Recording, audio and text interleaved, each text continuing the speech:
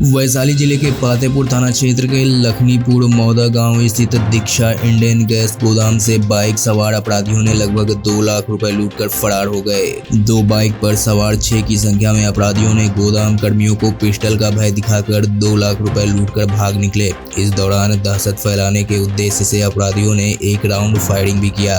घटना की सूचना फतेहपुर थाने को दी गई। सूचना मिलते ही फतेहपुर थाना अध्यक्ष शिवेंद्र नारायण सिंह पुलिस जवानों के साथ मौके पर पहुंचकर स्थिति का जायजा लिया और मामले की तहकीकात में जुट गए। वहीं इस घटना की सूचना मिलते ही महुआ डीएसपी सुरभ सुमन भी मौके पर पहुंचकर स्थिति का जायजा लिया।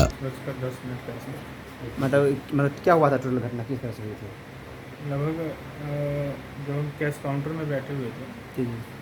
उसी बीच लगभग 6 अज्ञात व्यक्ति के साथ आया गया है, जिसमें सबसे पहले यहाँ पे रमेश बैठे हुए थे, तो इससे पहले पैसा मांगा गया, क्योंकि कान के पास पिस्टल लगा के दो साइड से, एक सामने से और पीछे से।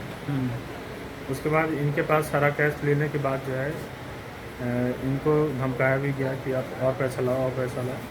तो ये थोड़ा सा डर करके इन्होंने बताया कि इधर और पैसा है रखा हुआ है।